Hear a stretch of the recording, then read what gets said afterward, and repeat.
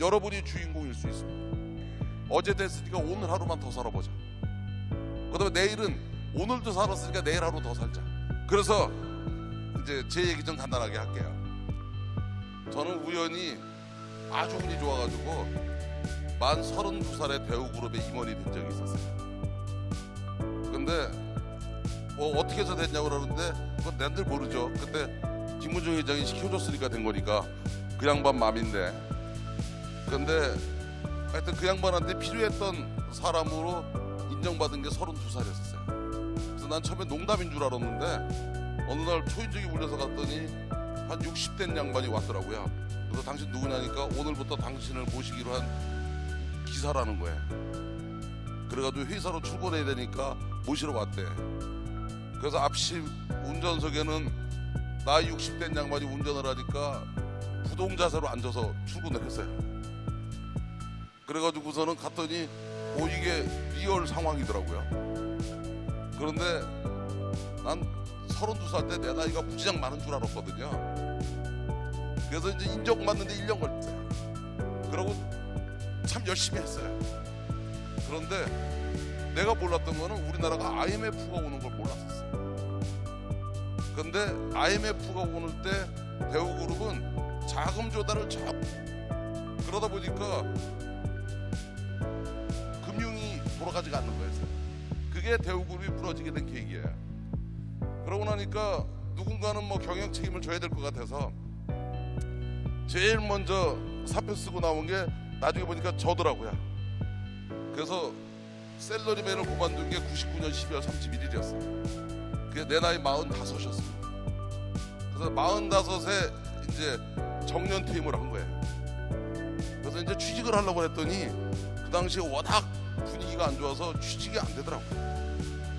그래서 이제 백수가 2000년 1월 1일 날 이제 백수가 됐는데, 백수가 됐더니 여러 사람들이 뭐 전화가 오는데 특히 처갓집 식구들이 전화를 많이 해주더라고요. 그래서 그동안 고생했다고도 하고 그러더니 꼭 끝처분이 묻는 말이 뭐 할 거냐고 물어보더라고요. 그래서 하여튼 생각이 있다고 그랬더니 그거 한 나흘 당했더니 할 수 없이 나도 사업해야 되겠다고 얘기가 나오더라고요. 사업을 하겠다 그랬더니 내가 당신은 그런 결정을 할 줄 알았다는 거예요. 그랬더니 이제 제 밑에 있던 부하들이 그 6명이 따라 나옵니다. 그래서 왜 따라 나왔냐 그랬더니 살아도 죽고 같이 살고 죽어도 같이 죽어야 된다고 그러길래 할 수 없이 그래 그랬더니 마누라가 사업하라고 나한테 5천만 원을 줍니다. 그래서 5천만 원을 주길래 5천만 원 가지고 회사를 차렸어요. 그게 우리 그룹의 지주회사입니다. 근데 뭐를 하려고 차린 게 아니라 일단 차린 거예요.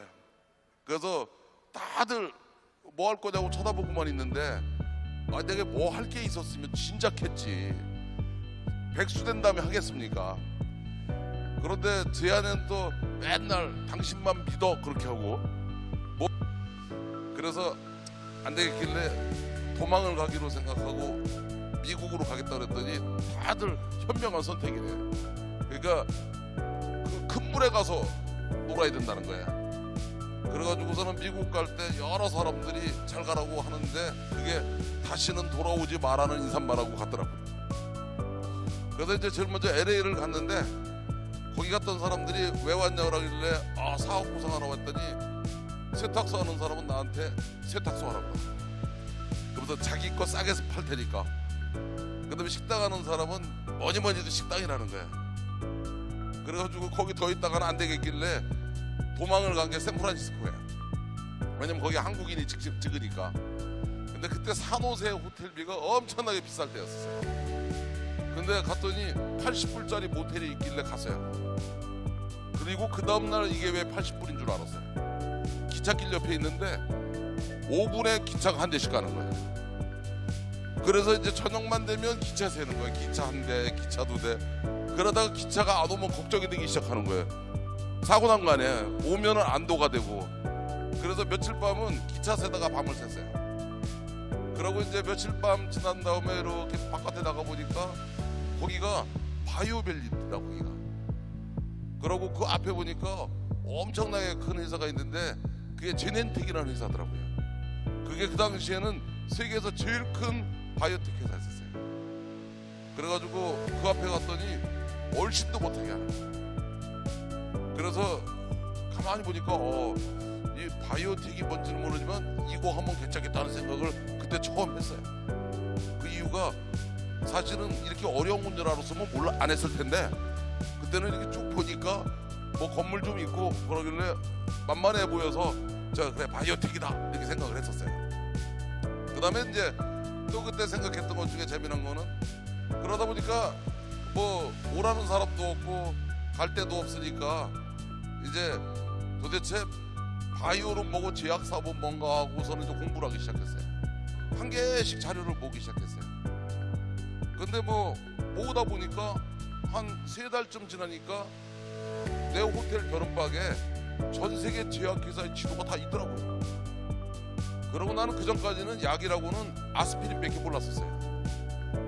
그래서 뭐 이거 뭐 약 그러면 일단 어려워 보이잖아요. 그 의사, 약사, 그러고 생명공학 박사 이러면 어려워 보이길래 내 거 아닌 줄 알고 몰랐다가 이게 한 6개월 지나고 나니까 스탠포드에 가가지고 노벨 약상 받은 의사들하고 밥 먹다가 약 얘기를 했더니 나한테 너 전공이 약이냐고 그러더라고요. 그래가지고 아니라고 하면 안 만나줄 것 같아서 뭐 그럴 수도 있고 그랬더니 야 굳이 지가 만났던 애들 중에 너 진짜 똑똑한 놈이라는 거야. 그래서 노벨 의학상 받은 사람이 똑똑하다 그러니까 우쭐하더라고요. 네? 그러고 이제 그러다 보니까 생명공학 약을 쭉 보다 보니까 의학을 공부를 해야 될 것 같아.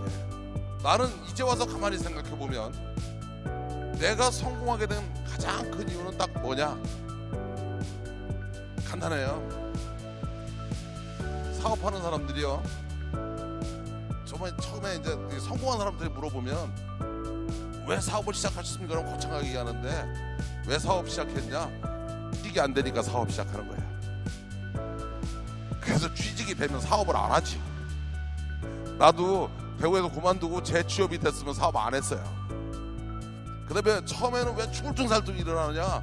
안 망하려고 하는 거예요. 망하면 큰일 나니까. 단계를 넘었으면 돈 벌으려고 하는 거예요. 왜냐면 이왕 했으면 벌고 싶으니까. 그러고 돈을 벌면 돈을 쓸어 다녀요. 근데 돈도 써보면은요 그거 금방 질려요. 그 다음에 이제는 뭐를 하느냐? 그 다음에는 이제 가급적이면 좀 더 큰 꿈을 꾸리려고 그래요. 그러다 보면 이 나라에 도움이 되는, 이 민족에 도움이 되는 이런 꿈을 꾸게 되더라고요. 그 다음에는 이제 뭐를 하기 시작하냐면 어려운 사람이 눈에 보이기 시작해요. 그러면 그 사람들을 위해서 내가 무언가를 해보고 싶은 생각이 들기 시작해요. 요새는 내가 어떤 생각하게 드냐? 요새 제 나이가 이제 올해 진갑이 되니까 62이에요.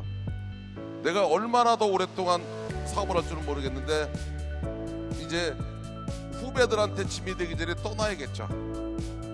그래서 요새는 어떻게 보면은 하루하루를 내가 과거에 1년 동안 하던 일을 하루 이틀에 하는지 몰라요. 더 열심히 일을 해요. 근데 요새는 어떤 생각이 들기 시작하냐면 후배들한테 미안하기 시작했어요. 그래서 제일 듣기 싫은 말이 뭐 수저 타령하는 거예요. 흙수저니 나무수저니 뭐 또 인터넷에 보니까 정의가 있더구만. 흙수저의 정의, 나무수저의 정의. 저희 아버님은 그냥 조그만 장사하셨어요. 연탄 가게 하셨어요. 그래서 전 중학교 다닐 때 집에서 집에 학교 오면 그 연탄 집게에다 연탄 들고 연탄을 배달했어요. 그래서 아버님, 어머님, 저 동생들 다 연탄 배달했었어요. 그것도 기자촌이라는 동네에서. 그거 산비탈 동네입니다. 그래서 뭔 수저인지는 모르겠어요. 나 대학교 다닐 때 그때는 가정교사를 못하게 해가지고 택시기사를 알바를 했었어요. 그래서 그때 한시택시라는 게 있었는데 24시간 택시 몰고 24시간 학교 다녔어요. 그래도 대학교 졸업할 때 4.3 만점에 4.18로 졸업했어요. 그래서 저는 대학을 4년에 졸업하지 않았어요. 그래서 제가 우리나라에서 문교부 공대 출신 직후에는 조기 졸업 1호입니다. 그래서 24시간은 택시 몰고 24시간 학교 다녔어요. 그러다 보니까 젊은 나이에 대우그룹의 임원이 됐는지 몰라요. 그런데 사업하면서나 봉급쟁이면서 똑같았던 거 하나는 단 하루도 그냥 살지는 않았어요. 그래서 나는 똑똑하다 안 똑똑하다는 중요하지 않다고 생각해요. 습관입니다. 생활 습관. 특히 뒤에 있는 학생들, 젊은 사람들, 여기도 젊은 사람들 많이 있잖아요. 젊은 사람들이 제일 가지고 있는 큰 재산은 뭐냐? 젊은 시절에 있는 하루의 시간입니다. 그 시간을 어떻게 쓰느냐가 본인의 미래를 결정하는 거예요. 이것은 기회일 수도 있고 위기일 수도 있고, 그런데 그 선택은 여러분이 하는 것이다. 그다음에 내가 했던 케이스는, 내 경험은 잘난 척하고 하려고 한 게 아니라 여러분도 할 수 있다는 얘기 해주려고 합니다. 마음만 먹으면 여러분은 할 수 있다는 얘기입니다. 왜냐면 나도 했으니까. 나 그렇게 대단한 사람 아니었으니까. 그래서 제가 여러분들한테 하고 싶은 말은 그런 생각하고 가시면 돼요. 야, 뭐 이렇게 해서 성공한 놈도 받고 저렇게 해서 성공한 애도 받고, 성공한 애를 본 걸로 끝내지 마시고 다 보니까 다 그냥 그렇고 그런 애네. 그러면 나도 할 수 있어, 그렇게 생각하면 돼요. 남들이 저보고 기적의 주인공이라고 그러고 뭐 신화의 주인공이라는데 그 본질을 하나 얘기해 드릴게요. 그 본질 간단해요. 내가 잘난 척하고 내가 똑똑한 척하고 할 때는 하나도 안 됐어요. 그런데 미안한 줄 알고 고마운 줄 아니까 되기 시작합니다. 그래서 여러분이 성공하고 싶으면 나는 절대 성공할 수 없습니다. 여러분을 도와주는 사람들이 있어야 돼요. 여러분의 가족이 여러분을 도와줘야 돼요. 여러분의 파트너가 도와줘야 돼요. 그러면 여기서 이제 여러분들한테 마지막 팁을 하나 드릴게요. 제가 그랬죠. 전공이 뭐였느냐에 따라서 공부하는 거, 여러분이 절실해서 공부하면은요, 전공이 뭐든 상관없어요. 1, 2년이면 충분히 여러분도 전문가가 될 수 있어요. 여러분이 성공하고 싶은데 돈은 많으면 좀 쉬울 뿐이지 돈이 없어서 못하는 거 아니에요. 나이는 젊었을 때면 좀 더 유리하겠지만 나이도 절대 조건이 아니에요. 제일 중요한 거는 여러분을 도와줄 사람들이 있어야 돼요. 근데 여러분을 도와줄 수 있는 사람들은 다 누구냐? 여러분들이 도와주고 싶은 마음이 들게 해야 돼요. 그러면 도와주고 싶은 마음을 들게 하는 사람은 뭐냐? 미안하면 미안한 줄 알고 고마우면 고마운 줄 알아야 돼요.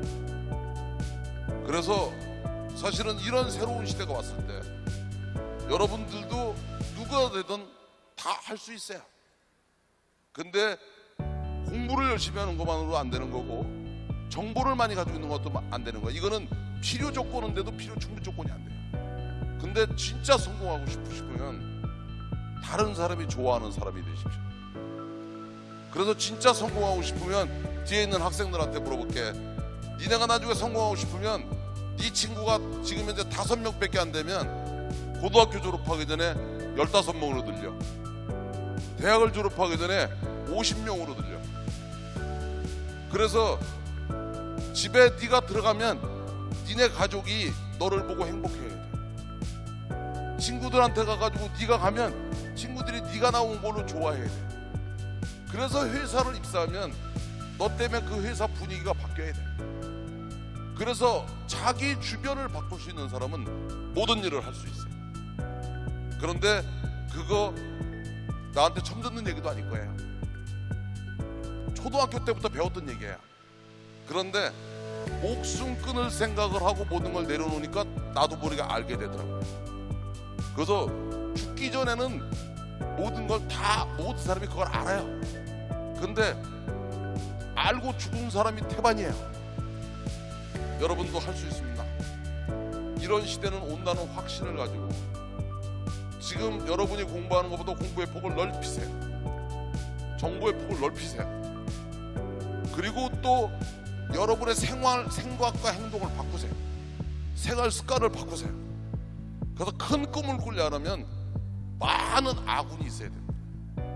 그래서 이런 생각을 가지고 있는 사람이 많으면 이 나라가 싸움이 없어져요.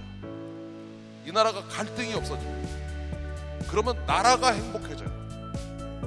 그런 걸 보고 신의 축복을 받은 나라라고 합니다.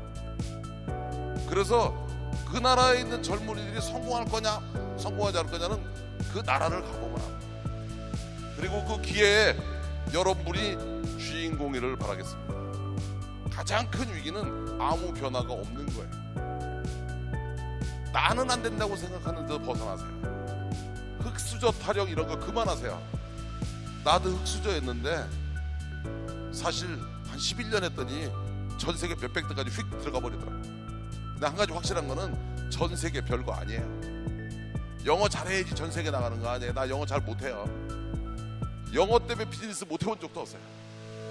그 다음에 나이, 여기 계신 분 충분한 나이에요. 돈 지금 5천만 원도 없으세요. 그 다음에 전공 분야 2년만 공부해 보세요. 그 어떤 분야든 다 할 수 있어요. 그래서 도전하시는 게 중요해요. 그리고 또 도전하면 언제까지 하는 거냐? 성공할 때까지 가는 거예요. 그래서 실패란 단어는 없는 겁니다. 아직 성공하지 않은 거지. 실패라는 말은 관뚜껑 닫기 바로 직전에 쓰는 거예요. 근데 불가능이라는 단어, 불가능이 어디 있어요? 어려운 거지. 어려운 거는 자고 일어나면 다시 하면 되는 거예요. 내가 해본 경험으로는 절박하면, 절실하면 이겨내게 돼 있어요. 그래서 시작하면 꼭 성공해요. 다만 일찍 하느냐 늦게 하느냐 차이는 있을지 몰라도. 그래서 그런 자신감을 갖는 게 좋을 거라고 생각해요. 그 다음에 도전을 해야지 열정이 생기는 것이지, 열정은 누가 주는 선물이 아닙니다.